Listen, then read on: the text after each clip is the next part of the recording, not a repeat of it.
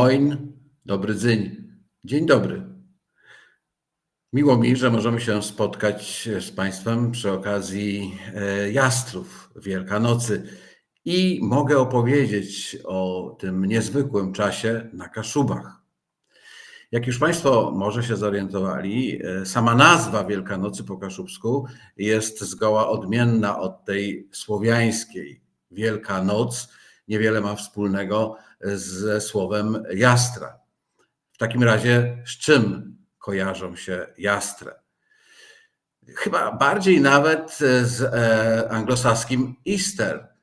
No właśnie, według profesora Jerzego Sampa to rzeczywiście obie te nazwy, i kaszubskie jastre oraz angielskie Easter, nawiązują do niegdyś powszechnego kultu bogini Isztar, która była czczona zarówno w Babilonie, jak i też na przykład przez Egipcjan, Greków czy Rzymian, choć pod różnymi imionami.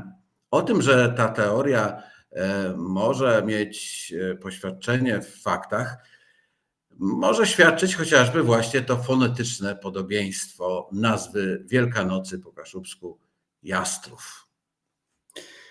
Podczas chrześcijańskich świąt, jakim jest zmartwychwstanie Chrystusa, na Kaszubach w sposób szczególny te zwyczaje chrześcijańskie przeplatają się z naszymi rodzimymi, pogańskimi.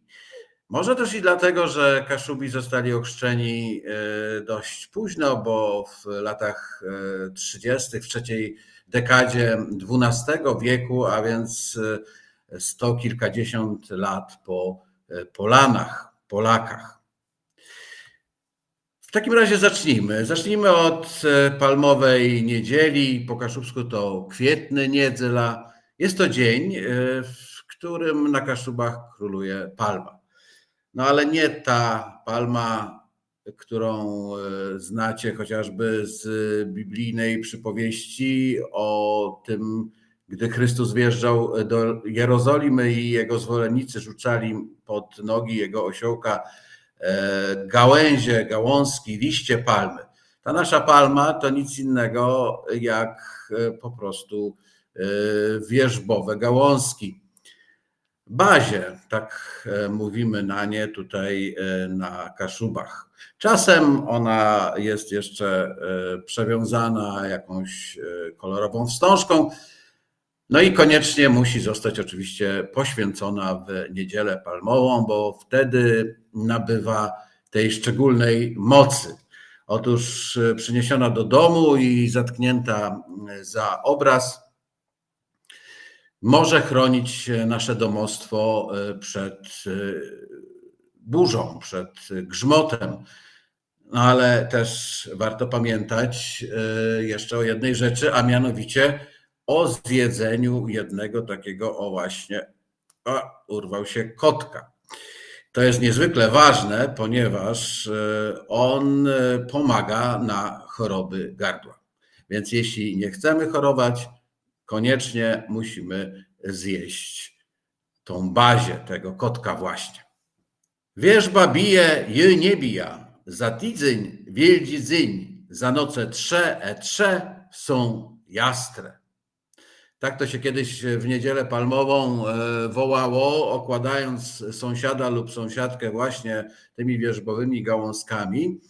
No bo nie inaczej, minął poniedziałek, wtorek, środa, 3 dni i mamy Wielki Czwartek. Zaczyna się Triduum Paschalne, prowadzące z każdą kolejną jego tajemnicą do tej największej tajemnicy zmartwychwstania Chrystusa. Wielki Piątek na Kaszubach nazywa się Placzebuk. Istnieje teoria, że ta nazwa wywodzi się od bogów słowiańskich występujących w rodzimej wierze, ale nie jest ona potwierdzona. I tak naprawdę nikt już nie wie, czy ukrzyżowany Chrystus i Placzebuk to jest jedna i ta sama osoba, czy może to są dwa różne bogi. Kaszubi przeżywają Wielki Piątek śmierci Jezusa Chrystusa na rozlicznych drogach krzyżowych, z których Najznamienitsza organizowana jest na Kalwarii Wejherowskiej, wybudowanej w 1650 roku przez Jakuba Wejhera, magnata pomorskiego, wojewodę i pułkownika królewskich saperów. Oto człowiek.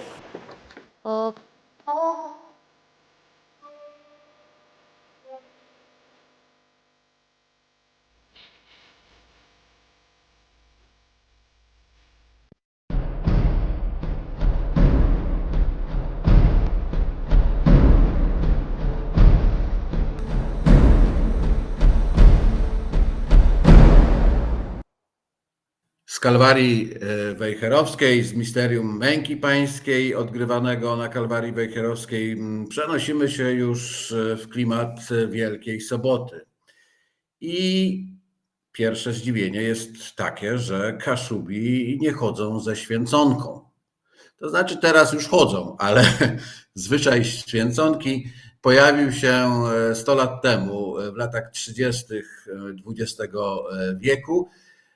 Przyszedł z innych dzielnic Polski. Etnografka Bożena Stelmachowska tak to opisywała. Natomiast tam, gdzie istnieje zwyczaj święconego, zanoszą jak powszechnie w Polsce masło, jaja, kiełbasę, szynkę i tak dalej do kościoła, aby ksiądz żywność poświęcił. Jednakże jest to zwyczaj współczesny, zaprowadzony obecnie na całym Pomorzu pod wpływem sąsiednich dzielnic, a przez Kaszubów, wiernych swoim dawnym tradycjom, nazywany polskim. I to jest prawda. Natomiast dziś uczestniczymy w święconkach i odbywa się to zawsze w Wielką Sobotę, szczególnie przed południem, bo po południu oczywiście, tak jak to jest w zgodzie z tradycją Kościoła katolickiego, uczestniczymy w paleniu Tomasza. Później z tymi węgielkami, które zabieramy z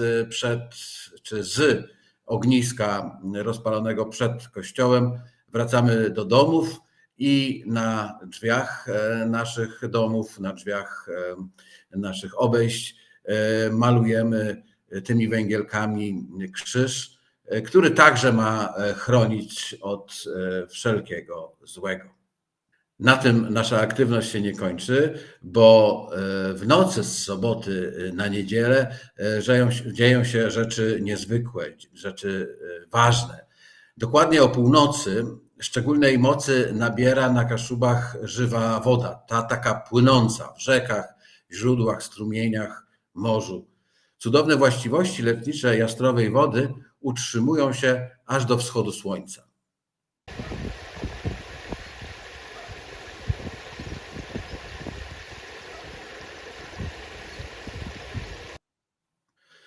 W tym miejscu chciałbym zrobić taką małą dygresję. Może Państwo widzieli film dokumentalny Ewy Ewart Do ostatniej kropli, który opowiada o tragicznym stanie rzek w różnych regionach świata lub o zagrożeniach, jakie człowiek czyni ekosystemom opartym o rzeki. W tym filmie Inuici w Kanadzie opowiadają o swoim związku z rzeką, o tym, że traktują ją jak osobę, bo stanowi ona źródło ich życiowej siły.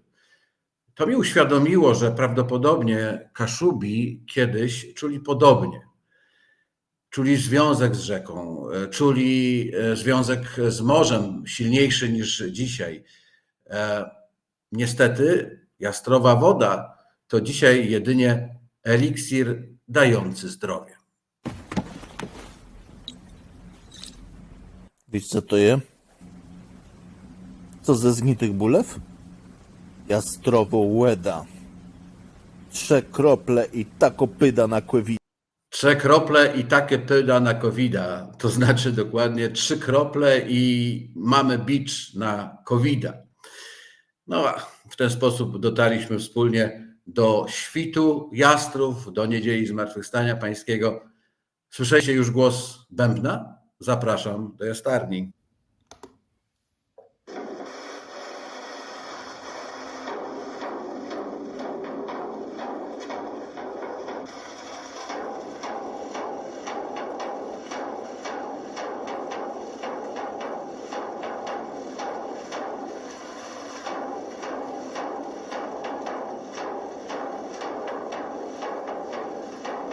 Ten zwyczaj bębnienia o 4 nad ranem, którego celem jest obudzenie wiernych na rezurekcję, mszę Zmartwychwstania Pańskiego, sięga w Jastarni XVIII wieku.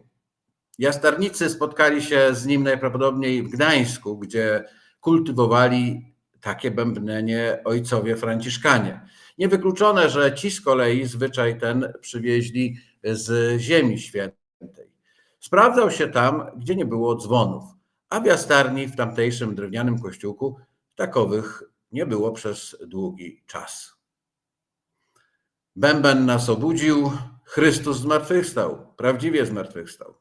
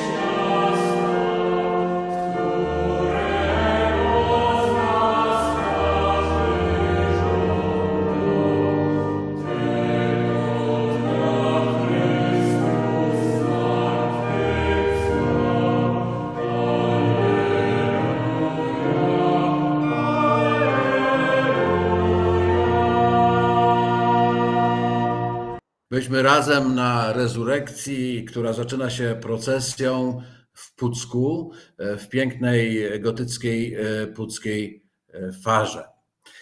Po rezurekcji obowiązkowo dzieci muszą szukać gniazdek zajączka.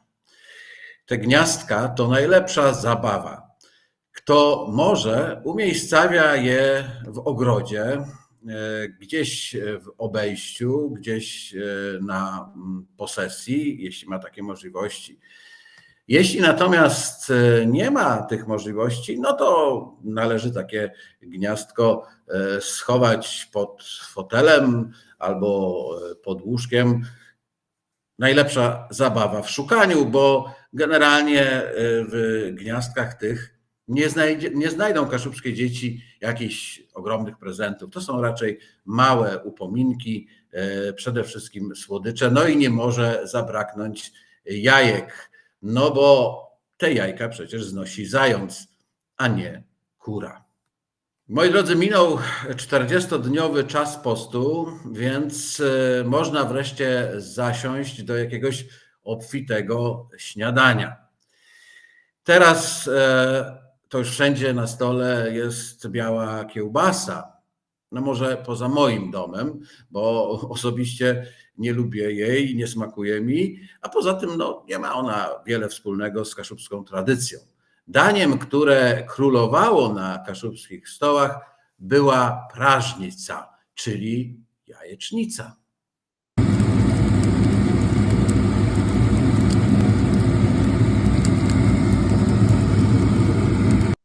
Musiała ona być na boczku, dużo tłuszczu wysmażonego z tego boczku i na tej patelni musi się prażyć.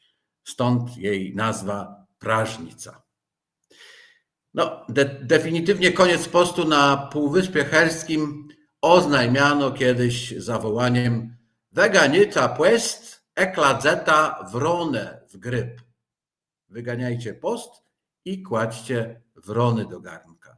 To nie do końca takie symboliczne, dlatego że na Półwyspie Helskim, gdzie przecież głównie żywiono się przez całe wieki rybami, rzeczywiście jedzono również ptaki. Jedzono wrony, jedzono mewy, chociaż jeśli chodzi o mewy, to nie najchętniej, dlatego że mewa smakuje rybą, a więc tym podstawowym pożywieniem niegdyś dostępnym na Półwyspie Helskim. Jesteście już objedzeni? Jak już macie swoje lata, tak jak ja, to możecie spać do wielkanocnego poniedziałku. Ale jak jesteście jeszcze młodzi, to czekają na Was obowiązki. Poniedziałek to czas dyngusa. Na Kaszubach nie lejemy wody.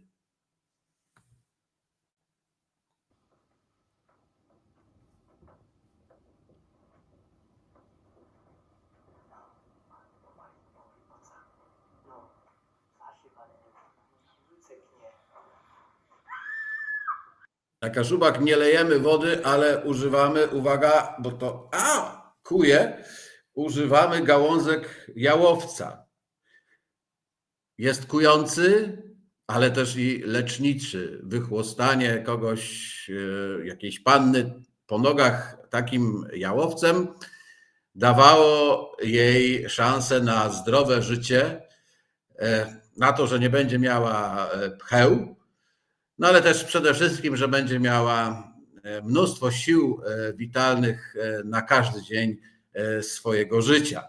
Więc te panny nie wzbraniały się nawet tak bardzo przed tym wychłostaniem przez swoich kolegów, młodych panów, którzy z chęcią to robili.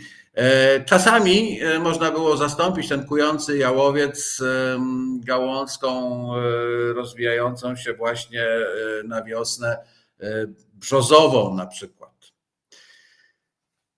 Ale zdecydowanie nie używaliśmy do dyngowania wody. Jeśli teraz gdzieś na Kaszubach taki zwyczaj będziecie mogli zaobserwować, bo będziecie mogli zaobserwować, to jest to już zupełnie nowa rzecz, która podobnie jak święconki przyszła z Polski.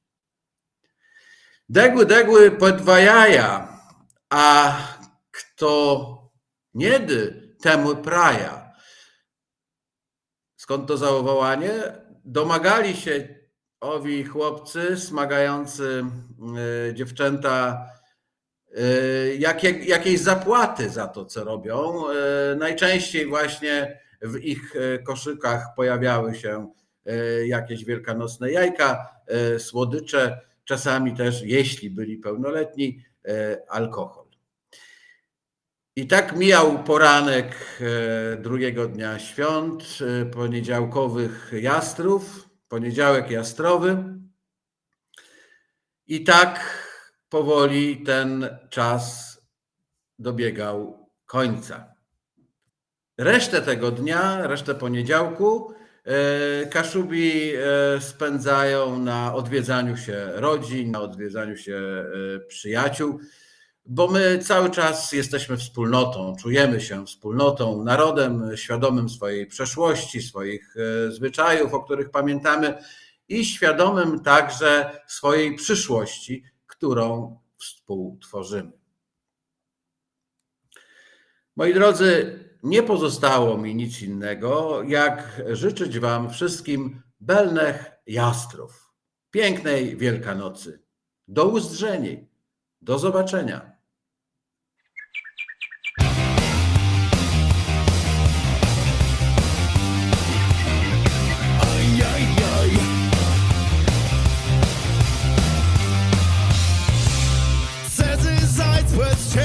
W barwie, zaistone w ważnej sprawie. Coś to bandze, roznieść jajów nie jest szanse. Ajajej, lato zniemce barwnych jej.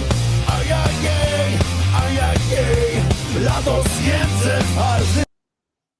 Pamiętajcie, że różne ciekawostki związane z językiem i kulturą polską znajdziecie także w serwisie Facebook i Instagram oraz w innych filmach Polskiej Półki Filmowej. A jeśli chcecie wspomóc działanie kanału Polska Półka Filmowa, zajrzyjcie do serwisów Buy Coffee 2 albo Buy Me a Coffee. Dzięki Waszemu wsparciu mogę robić jeszcze więcej.